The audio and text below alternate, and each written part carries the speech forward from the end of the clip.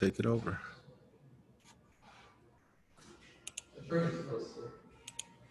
All right, everyone. It is 11 o'clock. We're going to start our Pivot Through COVID online seminar today. Thank you guys for joining us. I'm excited about today's our last day, and we're closing out with a great person. And I'm so excited to hear what he has to teach today. We've been doing these series for 4 weeks now. It's sponsored by SBDC, and we've went over Zoom Basics, Zoom Intermediate, marketing, and then we also had Donna do Entrepreneur Mindset, and today we're strengthening your revenue with Carter. So I'm excited for today's seminar, our webinar.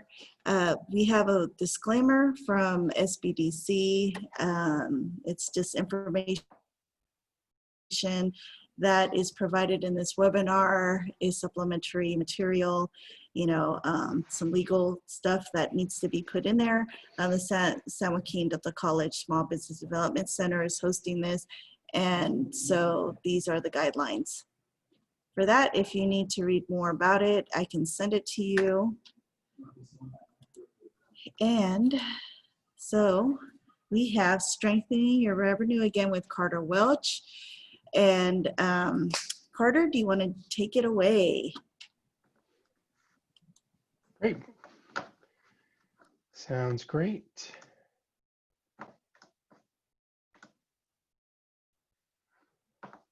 Okay, can you guys see that? Linda, that's good? Okay. So good morning. Briefly, I'm going to talk to you today. My name is Carter Welch. I'm a business coach, consultant with SureLaws. I work with a lot of small business owners and nonprofits to help them grow their business. And today we're going to talk about strengthening revenue. The agenda for today is we're going to talk a little bit about stories. My story primarily. We'll have opportunities for questions or comments throughout, and we're going to talk about stages of growth, then platforms for growth, process for growth, go through our revenue model. We'll talk through that, bringing it all together, and then some additional growth platforms. So it's going to be all about revenue growth and growth today. Briefly, my story, I grew up in Maine, and I was not a lobster fisherman. I was not a blueberry farmer, but I did enjoy Maine growing up, and I went to work right after college. I went to work for Procter & Gamble. So I worked in brand management at kind of one of the greatest marketing companies and sales companies in the world. My big claim to fame at Procter & Gamble was Crisco shortening, and where I launched the Crisco shortening baking sticks. They've gone on to be, over the last 30 years, almost, I guess, over $2 billion in revenue. And it was an experience that kind of marked me for life in a positive way. I learned a lot of my revenue growth, profit growth, just growth models from Procter & Gamble, and I brought that throughout my career. After P&G, I went to work for the Doughboy. So I worked at Pillsbury for a while in sales and marketing. I was brand manager of Alpo dog food for a while. Then after that, I went to work for Brock's Fruit Snacks, and they brought me in. The business was less than $10 million in revenue, and we grew it to over 60 million in under 4 years. And that really launched me. After that, I went into tech for a few years, and then started my own business with my wife. It's called the Fig Tree Group. Provided small marketing services and advertising to small companies. And then right at kind of the height of the recession, we decided to move to California. And I went to work as the VP of marketing, sales, and business development for Mendocino Forest Products. It's all about redwood. And for redwood, it did the same thing that I'd done elsewhere, which was helping to transform a category and a business and really grow that over time. I then joined SureLaws, was recruited into SureLaws, a small global boutique business coaching consultancy firm with coaches all around the world. And my focus is really on business coaching, consulting. Work with a broad range of clients, service companies, product companies, tech companies, anywhere from startup to about $50 million in revenue. And my focus with SureLaws and with our clients is all about growing, helping companies grow revenue, grow profit, grow time, and then helping companies thrive. And then the last thing is really about exit. So companies will sometimes, I'll work with companies who are looking to exit. I'm not an M&A specialist at all, but what I do is help companies increase the value of their business. And we're going to talk briefly about this later, but one of the important things with this is that a company that is highly valuable tends to be one that's capable of growing. They're valuable because they've got great personnel strategies and product strategies and sales and marketing. And if they're highly valuable to the outside world, they're probably well positioned for growth. And then finally, my family, I've been married to my wife, Tracy, for over 30 years, and we have 3 boys. The one in the sunglasses just graduated from UCSB a year ago. The one on the top with the beard is going to be a senior. He's kind of entering a different world this fall as a senior in college. And then the one in the lower left is a sophomore at Sierra Junior College in Sacramento. And they are just a huge part of my life. So that's me. I am going to now jump into stages. One of the things that we talk about in growth is the importance of knowing where you are today, because there are different growth strategies depending upon where you are in the overall growth model. And understanding where you are will help you understand, well, what growth strategies do I really need? And it's not as easy as it sounds, understanding where a company is, an organization. You say, well, isn't that simple? Well, it's not so simple. This is SureLaws, created a model called stages, and you can see it's about feelings. And a lot of times we try to understand business owners, a couple things with this. Business owners may feel on a personal basis they're in one place, but on a business basis, they're another. And people within the organization, they're not all at the same stage in their company, in their lives.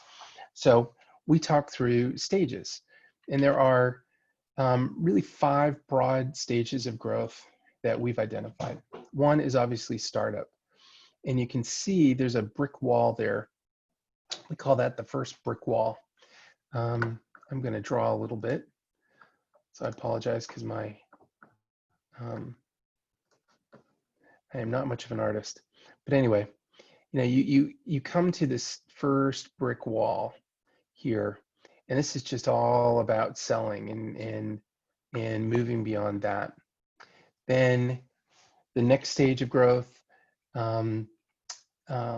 is growth. Next stage in the business career life is growth, and we then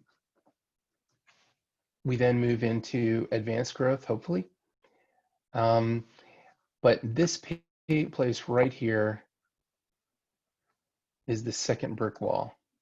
And I can't see your faces, but I would say if you're anything like most of the people that I deal with, oftentimes you're at the second brick wall where you've kind of started up, you've grown, you hit the brick wall.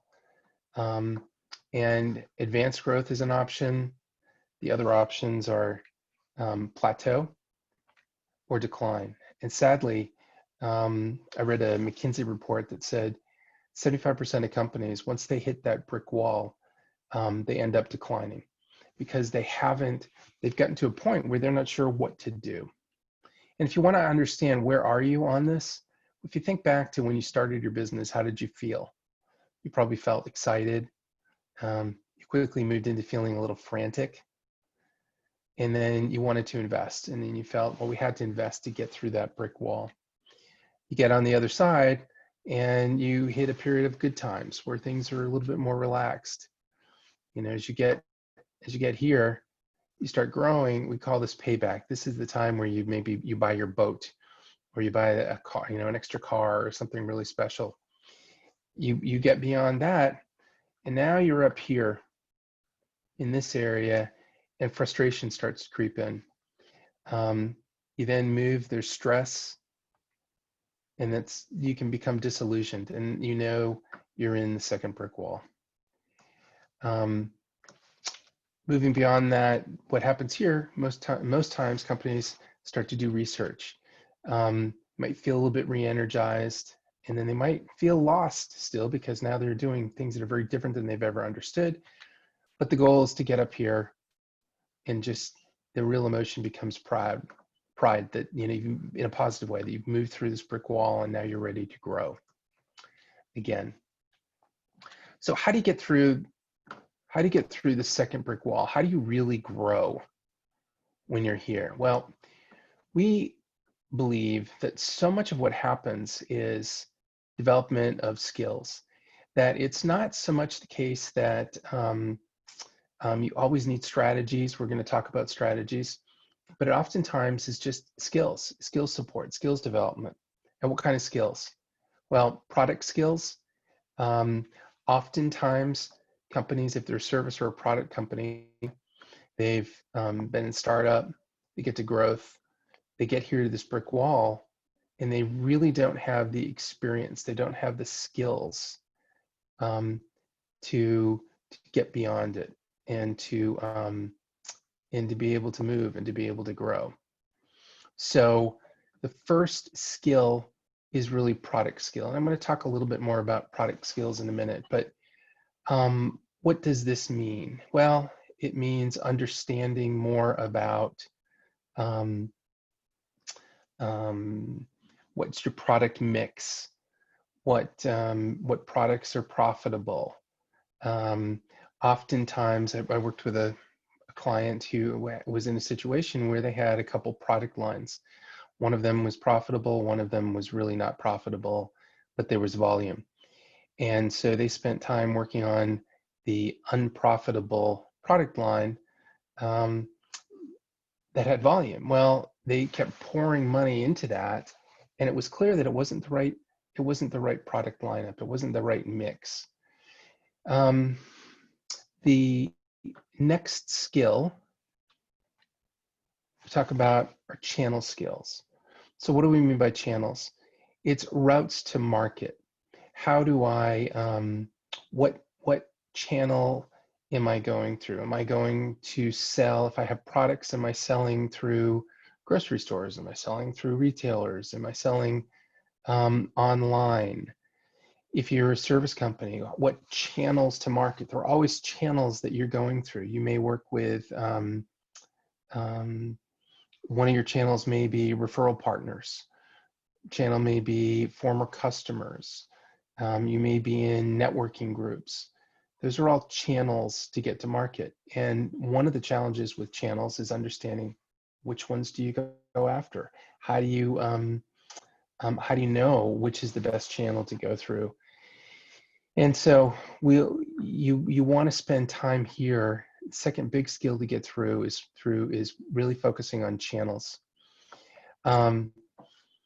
Oftentimes when you hit the plateau, the traditional channels that you've gone to market with just aren't working anymore. So you may have, your products may be okay, but your channels, the ways you go to market, have changed.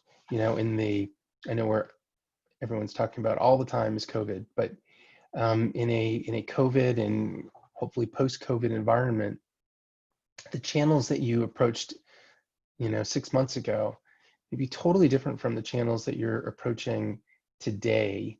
And you have to understand that. I work with a client, a law firm, small law firm, and they, before all this started, they really didn't have a lot of referral partners. They didn't really sell a lot because business really came to them. And as kind of shelter in place came about, then they were really focusing on channels. How do we go to market? How do we get some additional channels? So channels is the next skill to focus on. After that is functionality. And we'll talk a little bit more about this later, but skill functionality is basically understanding what are the roles that are most critical to play, and what am I as the owner best suited for? What's my best and highest use? And what can other people do? What should other people do? Um, Functionality, oftentimes what I find, especially for small business owners, is that they tend to wear all the hats. They tend to do everything. They tend to spend time working on financials and working on sales and working on marketing and working on, fixing the broken light switch and just everything related to the business.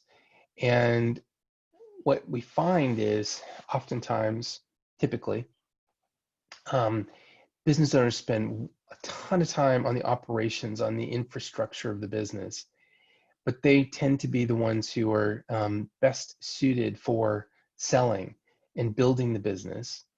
And then even if they're working there, they're not spending enough time on strategy. So functionality becomes a really critical piece to understanding, thinking about what are things that I can handle, what are things that others should handle, what can I outsource, what do I have to have in-house, can I partially outsource things?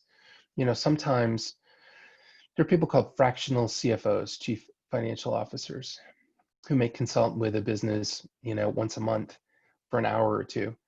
And they're not the bookkeepers, they're not the accountants, but they at a very high level can help a business understand what should I be doing a little bit differently here.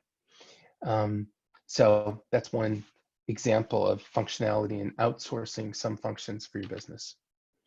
Management systems. One of the big challenges that companies have for growth, particularly at this second brick wall, are management systems. Now, these management systems can be information systems, they can be IT, they can be process management, can be project management, HR.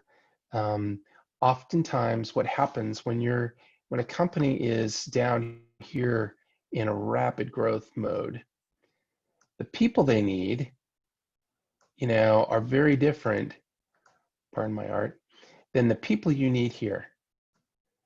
It can be that down here, it's all about growth, and you need people who can take risks. You need people who can sell quickly. You need people who are going to be really aggressive, really high pace. But you get here, and you need people who have a different set of skills, who are thoughtful and thinking and analytical, who can get you through the strategies here. So part of the management systems, that's one of the management systems that's really important, is just understanding people and do I have the right people in the right roles at this particular time? Other management systems are information systems, sales tracking systems. I don't know how many of you have sales metrics that you use and that you focus on, but oftentimes people focus on what we call lagging indicators as opposed to leading indicators. So beginning of the year comes, they say our goal is to increase our revenue by 10%. How do they know if they're going to hit that goal? How do they know how they're doing? Well, they end up waiting till the end of the year and they say, well, we're just going to measure results. So they get to the end of the year, they haven't grown by 10%, but it's a lagging indicator because now there's nothing they can do. The year has come and gone, they haven't grown 10%, and now they have to focus on the following year. So one of the systems, one of the information tools, sales metrics, is focusing on leading indicators. So one of the systems here to focus on are the processes along the way where the activities that are related to sales. So are your people doing the number of sales calls you need, things along those lines. And we'll talk more about that a little bit later as well. Asset drivers. So one of the things at this point in time, companies often start thinking of selling their business. I would ask for a show of hands, but the very best think for a second as to where you think would be the very best time to sell your company as you're looking at that. I'm going to give you a second to think where on this curve would be the best time to sell your company. Well, what we find is two best places are either here or here. And the reason is, in both situations, company has shown growth. They've gotten through a brick wall, they've shown growth again, but there's a lot more room for opportunity to continue to grow. So it becomes attractive for someone who's buying it. So from an asset standpoint, one of the drivers that you're able to show is, hey, we've had growth, we've had prolonged growth. Unfortunately, when do you think is the worst time to sell a company? And there are two answers. Okay, here's the first worst. They've gone through and now they're just declining, they're in a free fall. That's not very good. Second worst time is here. And the reason for that is they're stuck. They're in a wall and they're stressed, they're disillusioned, and buyers sense that. And it's like a shark smelling blood in the water. So people will sell in these times. They're the wrong times to sell.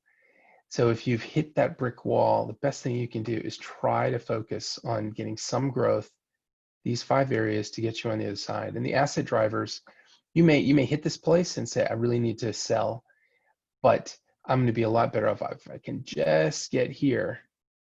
Then I'm going to be so much better to be able to sell. And the asset drivers, as you're trying to think about growing, you're also thinking about how do I improve the asset, my company's assets as we get through that. Are there any questions about that?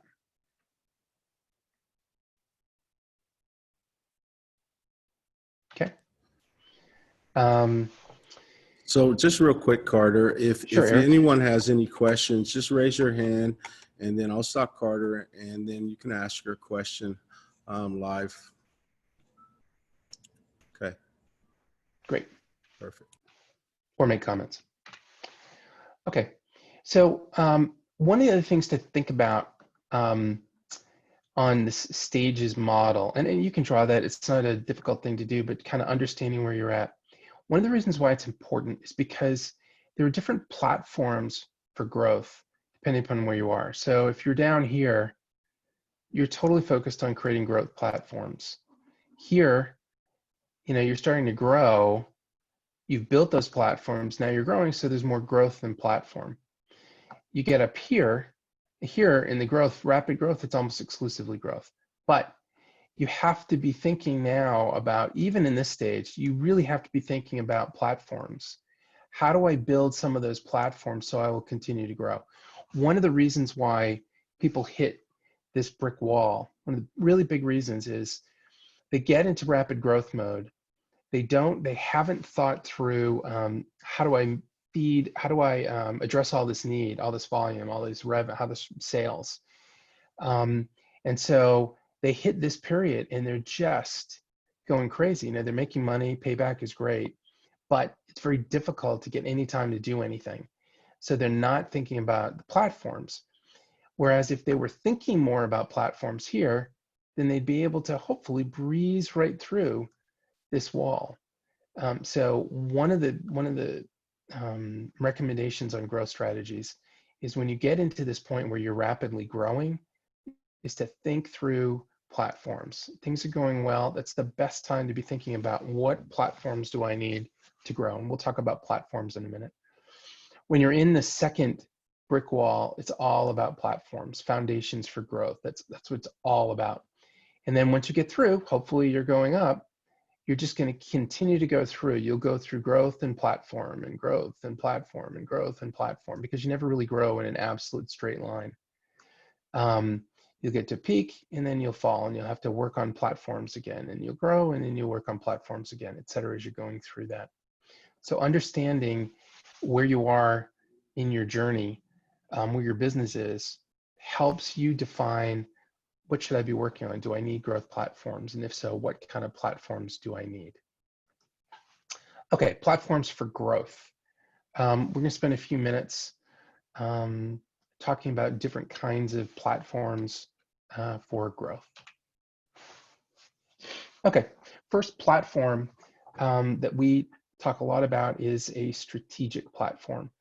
And the key elements here are positioning and brand, new products and innovation, channels to market, and equity value plan.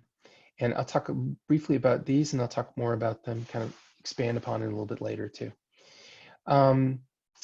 Positioning and brand. So positioning is really about what your clients think of you. I find a lot of times companies say, you know, you ask someone, well, what's your positioning? And they say, well, here's what we stand for. Here's who we are. But the reality is your positioning is who your clients think you are. And because that's how you can talk to you blue in the face, you can say whatever you want, but if you don't understand what your clients think about you, what your clients think you are, then you really can't market effectively to them. You can't address their concerns.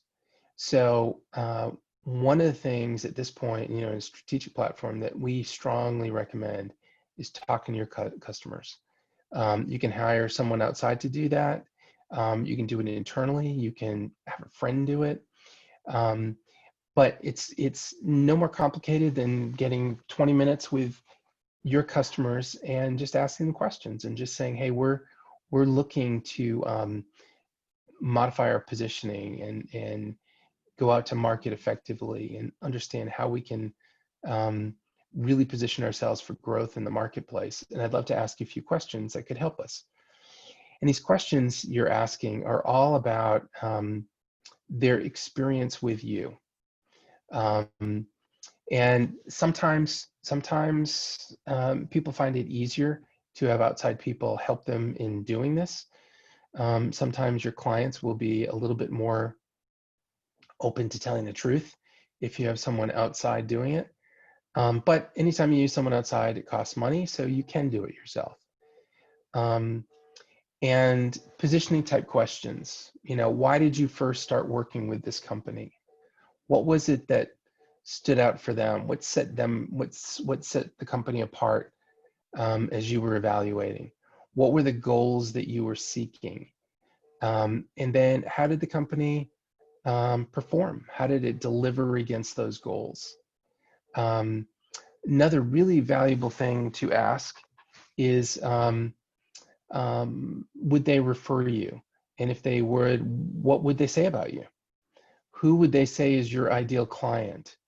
Because that tells you a lot. If you had, I was doing this for one company, and I said, who would you think is this company's ideal client? And they said, well, it's someone that's a lot smaller than me. And I said, oh, why do you say that? And they said, because they can't handle someone as big as me. They have proven that they couldn't really do that very effectively. They need someone who's a lot smaller. So I probed a little bit deeper on that, but those are questions, asking those kinds of open questions helps you better understand your positioning. Brand, brand is related to positioning, and brand, I hear lots of people talk all about brand in many, many different ways. But brand is really the imagery, the language, the symbols that you use to communicate who you are, what you're all about, and why should someone want to buy what you're selling. It is not just icons, it's not just colors, but it can be. But it's really the essence of who you are and what you do and what you deliver for your clients. It's the crux of who they think of, who they think you are, as they're, you know, in the market for whatever they're buying. We'll talk a little bit more about that kind of in the next phase too. So another platform, another aspect of strategic platforms are new product innovation, both new products and innovation. And the reason I separate those, sometimes new products are variations or new flavors or new varieties or just slight changes to what you're currently offering. When you get back to that second brick wall we talked about, oftentimes innovation becomes really key. You'll hear a lot of people, you certainly have heard a lot of people talk about, in our shelter in place world, about pivoting and innovation and adaptation. And innovation is just understanding what are the needs of this market, what are the needs of my customers, and how can I be innovative to offer them something else to buy. Your best, the easiest sale to make is to someone who's already buying something that you offer. So if you can offer something innovative to get them to buy something else from you, you've already passed the hurdle. If they're purchasing you, buying from you, then you've already passed the hurdle of trust and confidence. And so if you can be innovative and offer them something different, and you've already passed that first hurdle, then they're more likely to buy what you're offering. And one of the reasons why innovation becomes critical here too is that if you just are, if you offer varieties or slight variations, then you may cannibalize what you're already selling someone. Whereas if you offer something truly innovative, then they're going to be more interested in buying the second thing that you offer. Obviously, one of the great innovators of our time is Apple. People buy all sorts of Apple products. I'm talking to you right now on a MacBook Pro. My phone is an iPhone. I've still got various, iTunes and things like that. But those are very innovative ways to get people to buy more of what you're selling. So if you're a service provider, are there services that you can offer that don't cannibalize what you currently are selling to that client, but they're going to be seen as innovative and something above and beyond what you're currently selling? The next strategic platform to think about are channels, channels to market.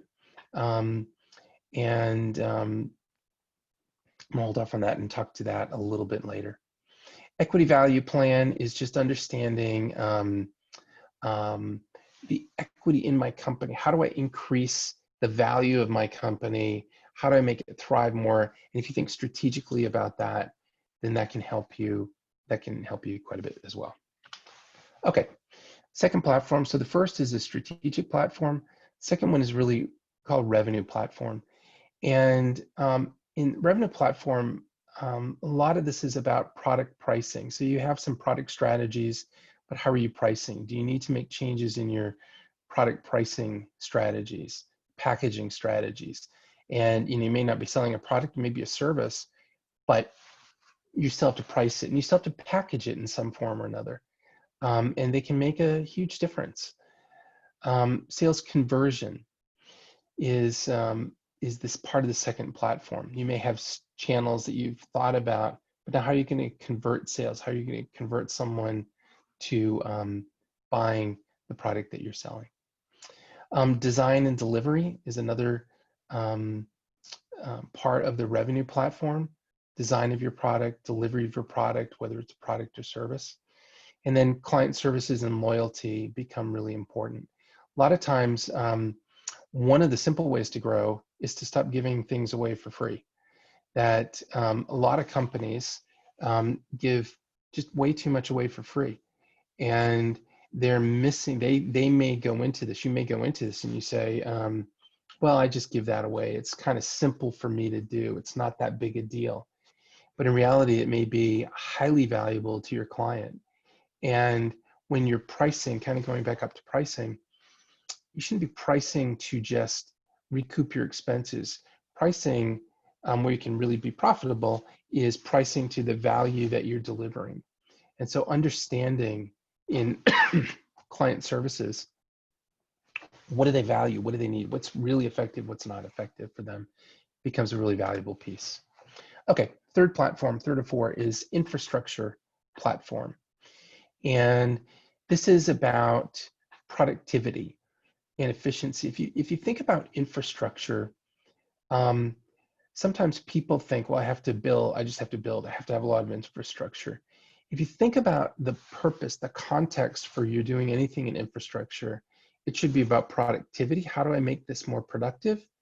And efficiency. How do I make it more efficient? Because The more efficient you can make things, the more profitable you can make it, the more you can produce, and whether it's a service or a product. But that's why infrastructure platform becomes about efficiency. Three key elements of the infrastructure platform, and I'll hit upon each of those a little bit later. But the first is capacity. Do I have the right number of people? Second is functionality. Are they in the right roles? And capability, do they have the right skills? Depending upon where you are in growth, if you're down here and you're growing and you're on that kind of trajectory, then you probably need more people than would be prudent for right exactly where you're at. If you're here, however, if you're stable, you're going down, you definitely, you want fewer people because you're not in a growth mode. And people can lose sight of the fact if they're growing and they don't have enough people, they just can't meet the need, and that can just kill a business. So it's critical to have enough people to meet the needs of growth. You have the right capacity to do that. Functionality, people in the right roles. We talked a little bit about functionality. I'm going to show you something more on that later. Capability. One of the things that happens in growth, excuse me, I'm just going to take a drink. In growth is making sure that people have the right skills. And if you think back to let me go back to this just for a second. If you're here, the skills and the capability are very different from here. And that's why understanding exactly, what's the capability, what do they have the right skills, how do we train them? Companies often will hold back training because it costs money, and can be the worst thing to do to be able to, as you're moving into different phases in your company, the needs are going to change, and so the skills are going to change, and it becomes so critical in this infrastructure platform phase that you're really thinking about capability and making sure people have the right skills. The fourth platform for growth is behavioral. Culture, I'm going to show you something in a second, but culture is something that underlies everything that you do. We call culture an accelerator. It accelerates how you're working, or it decelerates where you're going. It gets in the way of it. Finding synergy where 1 + 1 = 3 is often a cultural thing. And getting that culture right is critical. Communication is really a critical aspect for any kind of growth that you're going to take on. And then the last aspect of behavioral platforms are leadership, vision, and purpose. Where are we going? Why are we getting there? Et cetera. Okay, process for growth. We're going to talk a little bit about vision, strategy, and tactics. Hey, where Carter. we find, yep. Just real quick before we go on, with the strategic revenue and infrastructure behavior, and in this type of situation or environment that we're all going through, what would be like, I guess, would you have to like create a whole new strategic plan based on your business? What would you suggest, and especially for like entrepreneurs who are working a lot of times with minimum capacities, right, and may not have employees? So Yeah, great question. 2 words: simplify and focus. So one of the things, as a former business owner, I can appreciate, and I do appreciate, that you don't have unlimited time, to your point, Eric. And so focusing becomes so critical. So like on the strategic platform area, what I will often do is go through and say, hey, let's grade yourself. What do you think? Where do you think you're at? Positioning, brand, new products, channels. Where do you think you're doing well? Where do you think you really need to focus? And then just focus on those areas first, because my experience, especially with smaller companies, if you say, well, I've got to do this huge business plan, this huge strategic plan, it just never gets done, and it just becomes overwhelming. Where if you start to think, pick one of these and understand, how are we doing here? What do we think we need to change? Um, Pick one and then move to another one, and then move to another one. You can, if you spend, if you spend a few hours, a couple different days, just prioritizing and looking through and just, gut feeling, where am I, do I think I have the right number of people? Do I think I've got them in the right roles? Do I think they're the right skills? You can go through. I was working with someone a while ago, and I said, okay, well, let's start grading. Where do you think you are at? And they said, well, strategy, I think we're probably, an A minus. I think, our tactics, our execution, we're good. We're good here. Um, we're awful here. And we're really bad here. But I think we'll probably B or C. We're okay all of here. So it was really simple. So we were able to focus down, and we just focused here. So we just spent our time working on sales, just working on sales strategy, knowing that nothing, the rest of the business isn't perfect, but it's in pretty good shape. And if we just focus on something that we see as the highest priority, focus there first, then we can start knocking things off one by one, because most small companies don't have unlimited time. Does that answer your question, Eric? Yeah, that's great. And then and I want to just touch on product pricing and packaging. Well, maybe not so much packaging, but when we're looking at a situation like COVID and you got a bunch of restaurants closed, right? They have standard pricings. What do they do? Do they increase prices just a little bit? I know we don't want to give it away, but they're trying to get back on their feet so that they can sustain. What would you suggest? So I'll give the classic consultant's answer. It depends, which is a terrible answer. So I'll give you a better one. With pricing, one of the things that is really important is to dig in and try to understand, where do customers see value in this overall offering that we're making, and price a little bit more where they see a lot of value, and a little bit less where they see less value.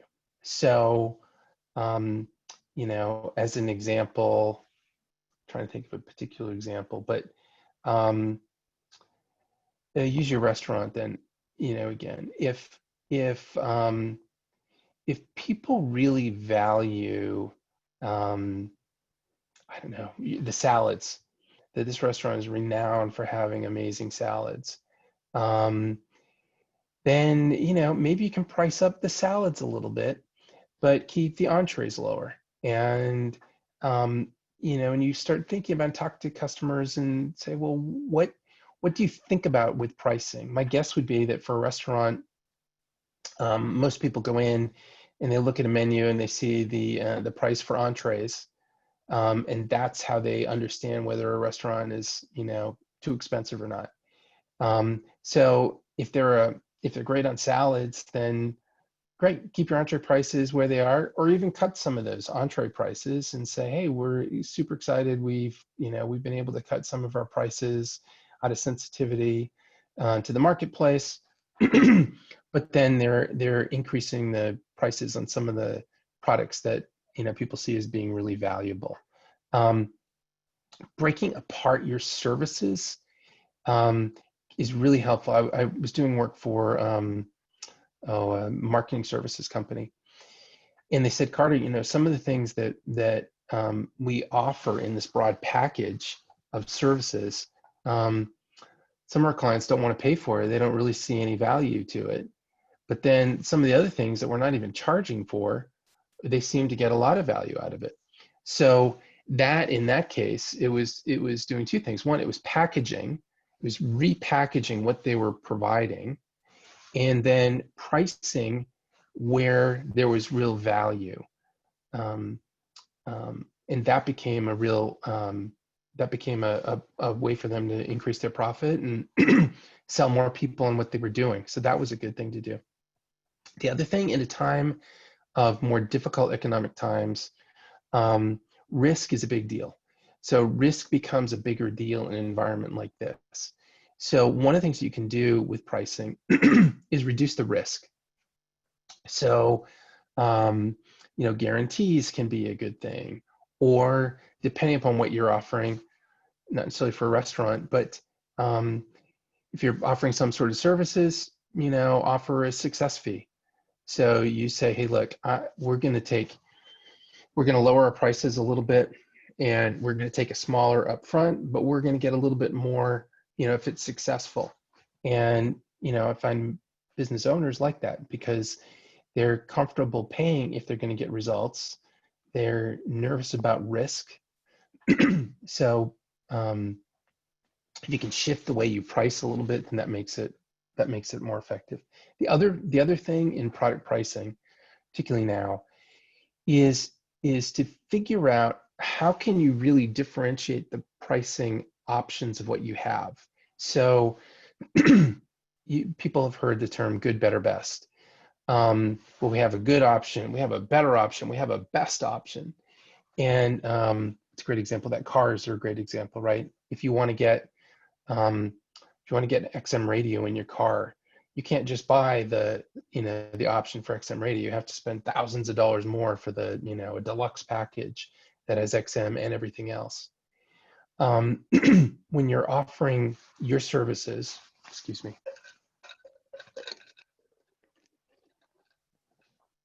you're packaging your services, understanding that some people really want to get the best, and you can price a little bit more for that. Some people really are focused on a budget pricing in a particular time.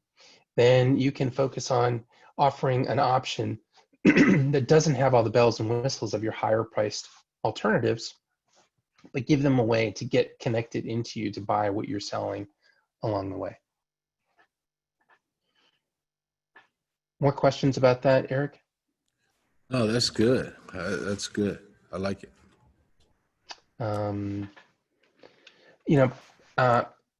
The simpler and clearer you can get on pricing, the better it is for people. Sometimes people, when they're selling things, make the pricing just so complicated that's difficult for people to understand. But if they understand, hey, I can get a good, better, best. Here's what this price is cheap. I don't get all the bells and whistles. The best price is high, but boy, I get everything I need. And then there's something in the middle. If you have 3 different options of pricing and services, then you give people the ability to make choices. And in times like this, when times are difficult, often people appreciate the ability to make choices. And if you give them that, where there's differentiating and there's clarity in those choices, then they will choose the way you want them to choose. If there aren't any more questions, I'll keep going. If there are any other questions on that, Eric? Okay. No, that's it.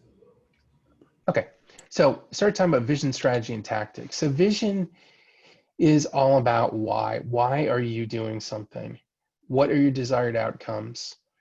I think one of the biggest challenges that small companies face is they jump to strategies and tactics. Really, they jump to tactics. But they jump in and say, okay, we got to do this, we got to do that. Well, you need to step back and say, okay, what am I really trying to achieve? What are my real desired outcomes? I want to generate this amount of revenue. Okay, well, why do you want to generate that amount of revenue? Is it because you've always had a dream that that's the amount of revenue, or is that the amount of revenue you need to generate to cover your costs? Or is there some other reason? But understanding the vision first of why you want to do something, what desired outcomes you're getting, enables you to focus on strategy and tactics much more easily. There's a classic scene from Alice in Wonderland, the Cheshire Cat, where Alice is asking for directions and she says, which way do I go to get to, which way do I go? And the Cheshire Cat says, well, where do you want to go? And she says, well, I don't really know. And he says, oh, that's wonderful. Well, any road will get you there.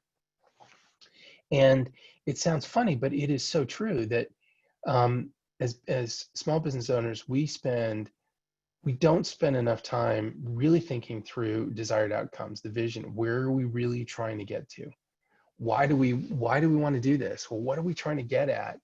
And this is one area that I just can't urge people enough. Spend time talking about, what are my desired outcomes? What am I really trying to achieve, before you jump down a path of strategy and tactics.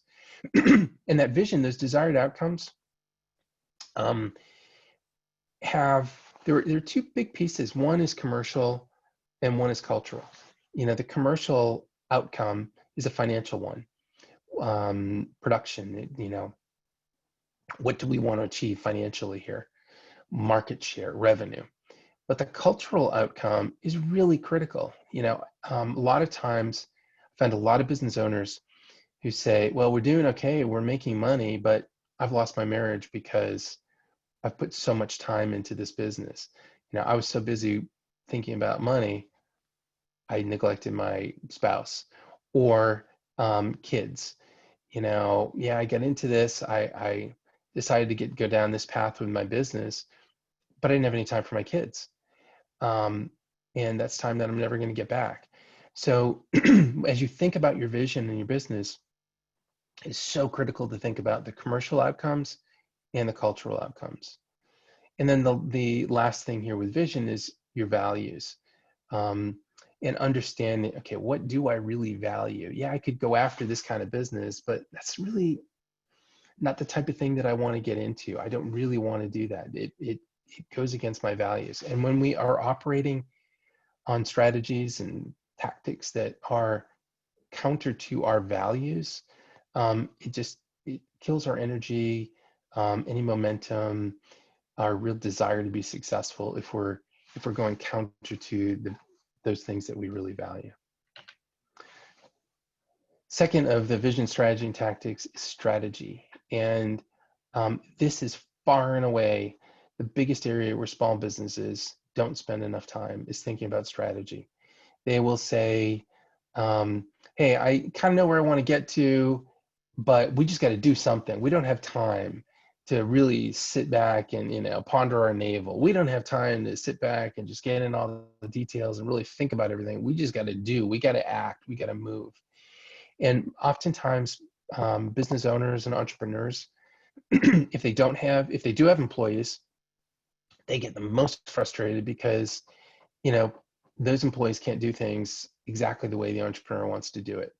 And so they jump past strategy and into tactics. So strategy is really simple. It's what are the right things that we have to do? Not how do we do it, not when do we do it, not why are we doing it, but what are the right things to do? One of the things in strategy that is an important question to ask and think about is this balance between quality and perfection versus commercial viability. Oftentimes owners get very hung up on perfection and quality at the expense of commercial viability. That, in other words, I only want to sell this. We're only going to deliver it in this way because that's who we are. Well, it may not be commercially viable. And so part of your strategy in this needs to understand what's commercially viable. And by commercial viability, what can we sell and make money at? The next piece on strategy, and I said this in a previous page, is simplify and focus. Most business owners don't lack in ideas. I stand up talk all the time about the fact that it's not that business owners don't have enough ideas or they don't know where to turn for ideas. Is that you have too many. And so spending time to simplify, and focus is critical to be able to make choices on strategy. Strategy is all about choices. We're going to do some things, we're not going to do other things. And in order to make those decisions, you need to simplify it down so you understand, well, if I do this, here are the implications. If I do this, here are the implications. And so being able to simplify that down to help you make decisions is critical. Prioritize. You can't do it all. You may think you can, and maybe you did, when you were a much, much smaller business. But generally speaking, you can't do it all. And one of the big problem companies make is they don't prioritize. they look at it and they say, well, if I don't offer this to that person and that to that person and that to that person and that to that person, then I'm going to lose business. Um, um, we have to be able to offer something for everybody or we're just going to lose business. Where in reality, if you're offering everything to everybody, then in a sense you're not really standing for anything. Your ability to deliver anything with real excellence is hampered the more things you're trying to do. I was talking to a business owner a while ago who was, they owned their business, several $1 million in revenue, and he was helping put together desks, that they had gotten and connecting internet. And, I said, well, why are you doing this? He said, well, because I'm good at it and, and I like it. I said, well, how many hours a week are you working? He said, well, 80, 90. And I said, you can, you may be able to work those hours, but you cannot tell me that your 85th hour of the week is as productive and effective as your 45th hour. And so you can't do it all, and you have to prioritize. One of the things that I just will do is tell people, prioritize out over the course of a month or a quarter. What are the 4 or 5 things that are most critical? And then you just can kind of sort by saying, okay, well, if I did this, but I didn't do this, would I be happy? No, I better do this. And then you can just sort and rank that way. But you have to prioritize so that you can focus on the stuff that's most important. Less is more. This comes a lot of times in products and services, that the more products and product varieties you offer, the more services and services varieties you offer, the more difficult it is for people to really understand them and get a grasp of, okay, well, what is it that we really offer? If you think of In-N-Out Burger, right? You're not going to get chicken there. You're not going to get salads. You get a burger. You get a great burger. And less is more, and they can charge and they can be more profitable because of that. Under strategy, knowing your customer, one of the things that most small business owners we find fail to do is they develop their strategy in a vacuum where they're not really understanding their customer. They're not really focusing on their customer first to develop their strategies. So that becomes really critical. Competition, understanding your competition. What are they good at? What are they not good at? What are areas and opportunities for you to be particularly good at? We've often heard you probably have heard the term SWOT: strengths, weaknesses, opportunities, and threats. And I often tell customers, start with threats, then weaknesses, then strengths and opportunities. And as you sort through, and sometimes people say, well, no, I just want to focus on my strengths. Well, you got to at least go through and understand, what are my threats? What are my weaknesses? But then the critical piece here under strategy is to say, okay, let me look at those threats. What of those threats can I really have an impact on? And what can I not? And the ones that you can't impact, you just put a circle and put it away someplace. You know that you can't have an impact, so don't worry about it. Don't focus on it. But on some of the threats and some of the weaknesses, the ones that you can have an impact on, then you can develop a strategy to meet that. And strategy is always about revenue tomorrow. Strategy is not, how do I get this, this piece of business today, but how am I going to get things tomorrow? I was talking with a client who has a dream to be many, many, many, many times bigger than they are today. But they're spending a lot of their time chasing revenue today. They're chasing this, well, I got this deal, I got this opportunity, I got this promotion, I got that.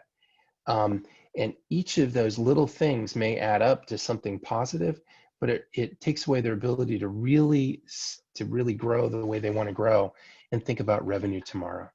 So that's why strategy is about thinking about revenue tomorrow. The third and final one here is tactics. Tactics are all about how. We know the desired outcomes because we've talked about that in vision. We understand the strategy. What are the right things we need to do? And the tactics are all about, how are we going to do that? How do we do these things right? How do we understand timing. We have to understand timing and resources and capability and take those all into consideration to make sure that we're doing these things right. So we have our strategy, but how do we do these right? And tactics are about revenue today. So I'm going to bring this all together a little bit in our the revenue model, and it's just a way to think about this. So starting at vision, we talked about this, the desired outcomes. Then the next piece down, strategy, and the three pieces here are product positioning and distribution strategies.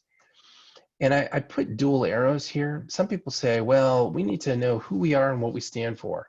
Some people say, well, we need to know our products first. And really, it's an iterative process as you go through that. You got to think about your products, but what are you positioning? What does your positioning stand for? And if you think about these in concert with each other, you're going to be able to make decisions and say, well, this product may make us money, but it doesn't really fit with who we're trying to be. And this product, may not be perfect, but it really builds on our positioning and makes us more viable in how we're being positioned. And you go back and forth through this process and develop your strategy. So that second section is strategy. And the distribution is about understanding how do we get sales longer term. Tactics, that third stage, revenue today, and tactics here are sales and marketing. And it's important to understand your positioning is different from your marketing.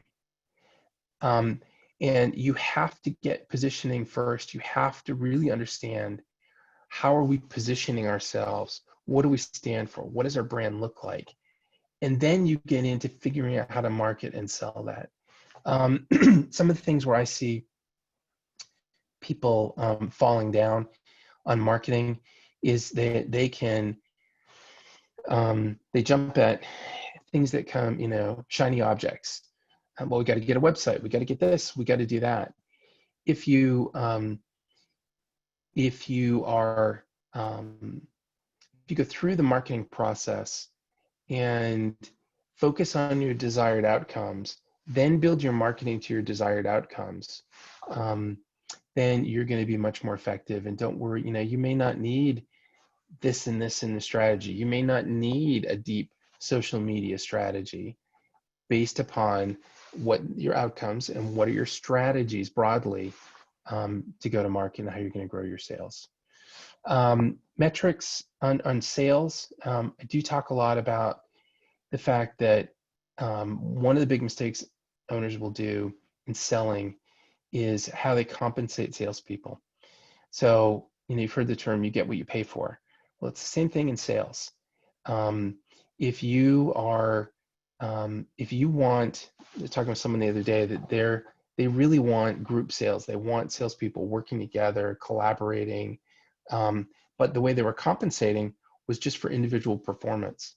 And so they got a commission for closing a sale.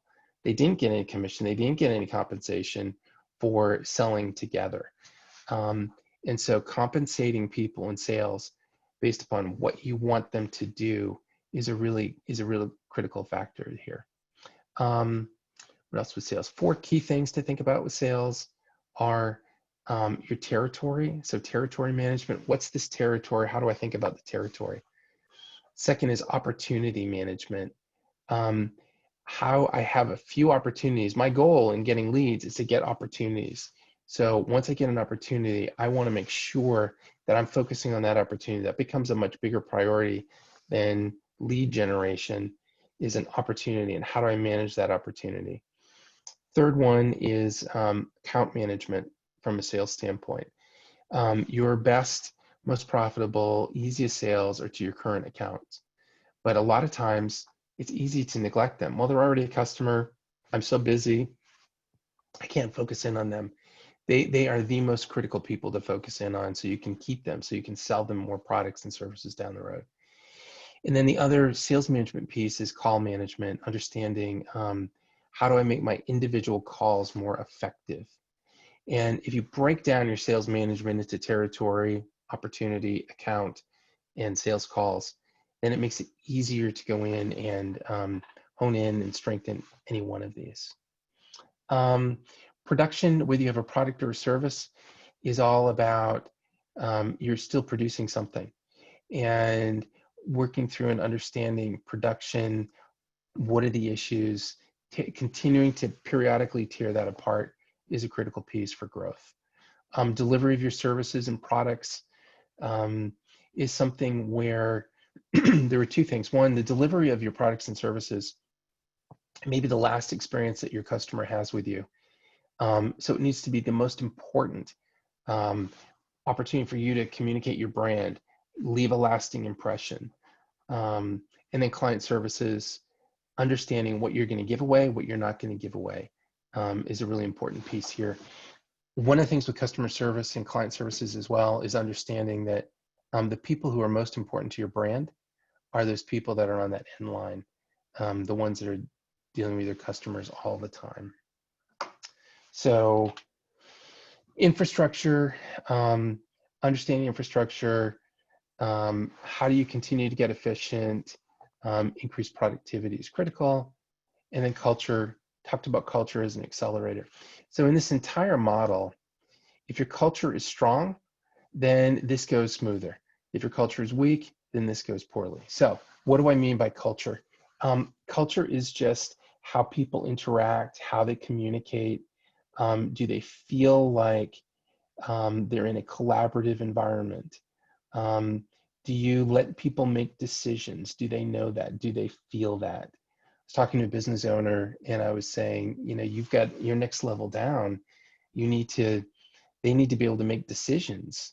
And the owner said, well, I'm going to let them make decisions when they're capable of making decisions. My response back was, they're never going to be capable of making decisions unless you give them that opportunity to make those. And so culture always starts at the top. And how you treat, how you react to employees when they make mistakes, that's culture.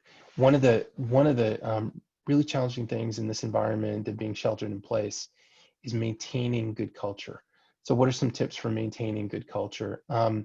Having meetings where you're just connecting, not talking about the business, just connecting. You know, it's kind of water cooler types of conversations.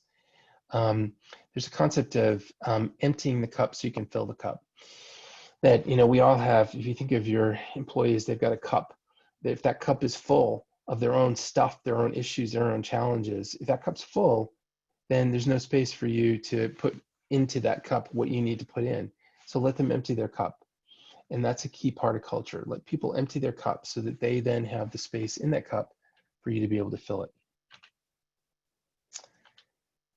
Are there any questions about that? And I'll just take 5 or 10 minutes and talk about some additional frameworks. Eric? Yeah, I don't have any questions. If anyone wants to unmute, they're welcome to unmute and ask Carter any questions at this time.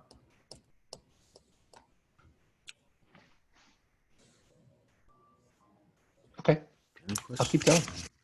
Oh, So, let me, real quick, yeah, Carter, I'm sorry. Let's go back and talk about culture a little bit. So Sure. should that culture involve employees and customers? And if so, kind of what does that look like?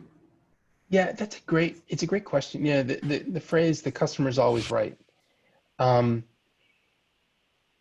It can be dangerous because one of the things that you see in companies is an owner can be so quick to side with a customer that they throw an employee under the bus. And that is an absolute culture killer when your people don't feel like you have their back. Doesn't mean you have to contradict customers, but making sure that people feel that you have their back is critical. And the reason I bring that up is, to your point, do you involve clients in culture or is it employees? I really think that first and foremost, you need to have a team and a culture internally of you and your employees where you have a strong culture, where you're unified, where you've got shared values. People have the ability to impact cultural issues. And And I think first and foremost, it's getting that internal culture. So when I talk culture, it really is more about internal um, issues than it is about external and customers. Now, with your values, um, certainly you better have values that are about customer care and concern for the customer. Um, so in that sense, your business and your culture needs to support customer care. But I think what's really critical is that from a cultural standpoint, you and your internal team are focused on your work culture together, a culture of empowerment, a culture where you don't shoot the messenger, and a culture where they feel really good and positive that what they're doing is valued. Okay. That answer your So question? so do you think if you have a really strong culture and values with the employees, that should affect the customer in a beneficial way? Oh, absolutely. And this term acceleration, if it will be an acceleration to your success with your customer. So if you have a culture where, hey, your employees are all on the same page, everyone trusts, everyone feels empowered, um, but your products aren't as good as they need to be, and you've got a lot of problems with them, your customers may still be unhappy. But if the culture is really strong and empowered and together and trusting, then they're going to be able to feel empowered to understand what they need to do to solve the customer issue. They're going to be able to communicate what's appropriate for the customer. We've all had situations where you get disgruntled employees who talk to a customer who may be upset, and the employee says, yeah, I understand, this is a bad place, and I don't think we even know what we're doing. Well, that's a killer. That's a decelerator to sales success. But if that culture is positive, to your point, Eric, then everything else is accelerated, meaning your ability to address problems quickly with customers is better. Your ability to kind of appease your customer, ease your customer's fear is better. The confidence that customer talks to the employee, and the customer says to themselves, okay, I haven't had a great experience, but this employee, they love the company, they want to do things right. It goes so far in helping address any kind of problems that customers have. Right. Okay, I'll just hit on a couple more since we have a little bit more time. So this is one that we go through in workshops that takes 2 or 3 hours to go through, but I'm just going to talk about it briefly. It's called JUMP. And the basic premise behind JUMP is that companies in growth have what we call black holes. And at just under 1 million, just under 20 million, around 200 million, they're black holes because they're big investments and changes that companies need to make in infrastructure, in people, and systems. And once you get through a black hole, once you acknowledge and understand that, hey, we're in a black hole, so we need to make some investment. We need to do this. Need to add some people. We need to change some systems. You at least can understand, here's the situation I'm in. And the second piece to this that's really valuable is that what we found is in between these black holes, growth comes typically in the same way. You make some investments in people and systems, maybe a salesperson here. The first thing you got to do is generate sales. And this is just all about sales. You get to a peak, you say, okay, well, we've got the sales we need. Now we need to invest some more. And maybe we need to go into a different channel. So that's why channel becomes the second piece in this. You get up to a point and then you say, okay, we need to invest some more. Maybe we need another product or two. Then you work on product. You get that, you kind of peak to what you can do. Then you're back here investing again and thinking about brand. And then you'll get, at this point around 12 million, you tend to you need to make another big jump in infrastructure. And in the different phases, the company is very different. You know, an entrepreneur, an owner-operated company can operate really effectively here, you know, under $1 million. Well, from $1 million to, you know, about 17 million, they can still make decisions, but now they really have to rely on people a lot more. And then when you make that next big jump, I don't know if anyone on the phone is in that range, but if you make that next big jump, then it's all about bringing in people who are really leading in a big way and making decisions. And the owner's role changes in this. And this just goes back, productivity, revenue. There are different tools that you can use based upon what you need. So if your growth means we really need improved productivity, great. Focus on capacity and functionality and capability. We really need more revenue, great. Well, let's get more products. Let's focus on selling. Let's figure out how we're servicing clients and can we change that. And then I'll just touch briefly on a few more. Capacity. One of the things to think about with capacity is increasing the size of a cup. That, you know, there are no company, if this is 100, no company can operate at 100% capacity. So all the time. So typically, you know, it differs from different companies, but maybe it's 80%. Maybe 80% capacity is really your target capacity. Well, if you're operating in here all the time, then there are problems. Things are going to fall through the cracks. You're going to hit times where you just can't meet the needs of your customers. So that's when you have to start thinking about how do I increase the size of my capacity. And, you know, 80% capacity may be, I don't know, $500,000 in revenue here. But we need to increase our capacity. And then, you know, let's say the capacity here is $600,000 in revenue. Well, you want to double that, so this capacity becomes 1.2 million. Well, you've been at 500, you've been at 80% capacity. Well, now you're only at 40% capacity. So you've got to find strategies to then, you know, continue to grow in this realm. But to increase capacity, really develop strategies that change the size of your cup.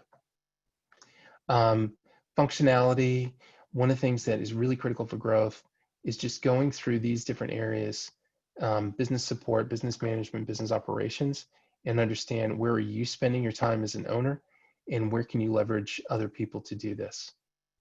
And one of the things that we recommend is going through and tracking your time and understanding how, where am I spending my time, who can do these functions, and that's where functionality comes into play. Just a couple more. Capability, going down through in a wide range of skills, and just grade yourself in capabilities. How are we at managing staff? How are we at strategy? This is all about, for small companies, it's all about focusing and understanding. And if you step back and you look at a whole series of things and just take your gut feel, how do I think we're doing here, here, here, and here? Then you'll find, oh, we really have an issue here on managing staff. Great, gives you focus and ability to do that. I'm not going to touch upon this one a whole lot, but one of the things that we work on is helping companies improve the value of their business. And where it's relevant for growth is this. These are the factors that can increase your multiple if you're ever thinking of selling a company. Because it increases the value of the company to a buyer. Well, if it increases the value to a buyer, it increases the value to you. And so really thinking about talent, capability, and culture, that's a differentiator for the value of a company. Innovation, systems innovation, product innovation, it's a value because it means you can do things more efficiently. So if it's a value to someone buying it, then it should be a value to you in managing it. Really just a couple more things. I have a question, Carter. Yeah, real sure. quick, if you don't mind. I have a question in the chat. Can you speak to how marketing or communications play into investing or investment and revenue? And then what kind of investments in culture acceleration can be made? Let's see. Can you read the question one more time? Can you speak to how marketing or communications play into your investments and revenue? It's a two-part. And Melissa, you can unmute and ask the question if you like, if you're able to. Maybe I'm not reading it right. I can talk to it. Okay. So how do marketing and communication play into your investment and revenue? I think you got Melissa here. Oh, hey, Melissa. Hi there. So I was just trying to figure out, 'cause especially as you were talking about kind of the jump in the black holes. Yep. And so you're going from product to sales to, different things. And I'm just trying to understand how marketing or, public relations, whatever you want to call it, kind of comes into play for those investments or sales. Because I think, at least in some cases, you think your marketing is going to pay off in revenue, but in essence, you're talking about other things with respect to expanding product versus, channel, et cetera. I think good point. Let me try to answer this way, and if I don't address it properly, let me know. One of the things I think people do is they focus on tactics without necessarily spending enough time on strategy, as I talked kind of back earlier. So PR, social media, website, AdWords, things like that. They're all great tactics. But if you want to be efficient in how you're using each of those, strategy becomes really critical. So like in sales, there are two parts. One is having the right salespeople, several parts, right? Having the right salespeople, having the right message, the tools for them. And marketing can almost serve as support for what they're doing. But sometimes like PR,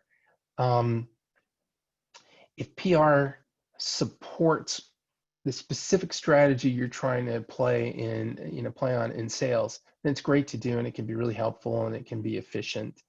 But just doing it because you think you have to do it can just be a distraction. I don't know if that answers your specific question.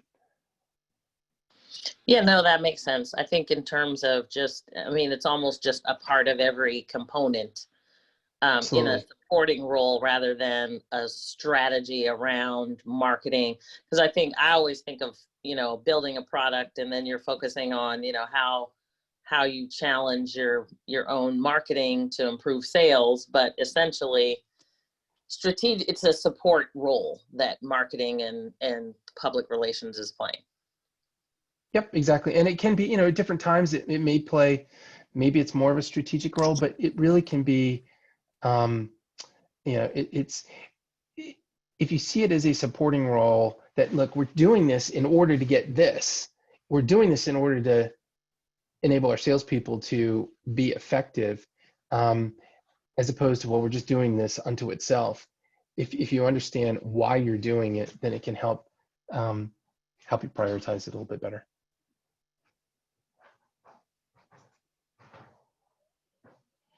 Eric, that's kind of it. If there are other questions at this point, happy to open up, or if you guys have any, we've pretty much covered everything that I had down here on the list. All right, great job, Carter. Appreciate that. Really good information. If anyone has any questions, just go ahead and unmute yourself. Don't be shy.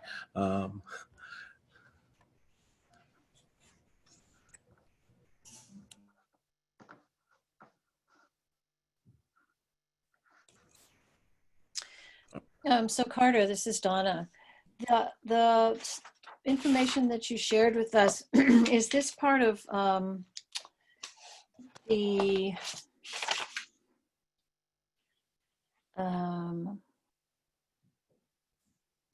SureLaws kind of program? Yeah, yes. So we use SureLaws. So SureLaws was developed to try to meet the needs of small and kind of light middle market companies. The idea was that big companies, will spend tons and tons of money on strategies, but smaller companies don't have the time. And so what Shirley's tried to do is develop different frameworks to simplify it and to serve as kind of an overlay, so people have some guidance and some reference to be able to then solve the problems that they have. Whether it's with us, a coach helping them, or they're doing it on their own. But what we tried to do is develop some frameworks that we can kind of coach into people, and then they can go out and do this stuff on their own. Because for small companies, you just don't, you don't have millions of dollars to go and spend on outside consultants, and you don't have tons and tons of time. So having some simple frameworks to be able to then give to customers where they can go off and do the work is what we try to focus on.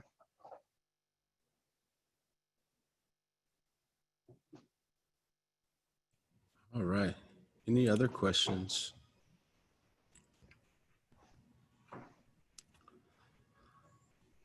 Just click the unmute button if you have a question. All right. So that may be it then, Carter.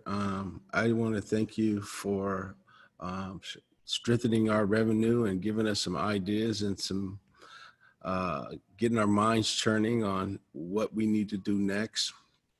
I'd like to just thank you for being a part of our webinar series. This is the last one of this series.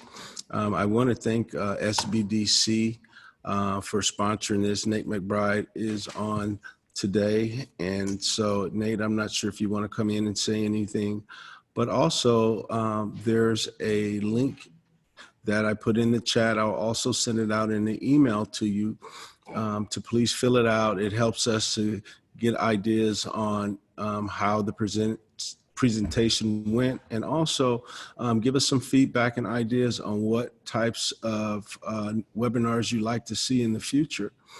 Our goal here at Workvine is to really support the small businesses and giving them the tools and the skills and bringing in presenters to give them some value to add to their business. And so I just want to thank you again, Carter, for being a part. Thanks, Nate, for helping us put this presentation on. Thank you all for being a part of this event. And I'll hand it over to Linda to close us out.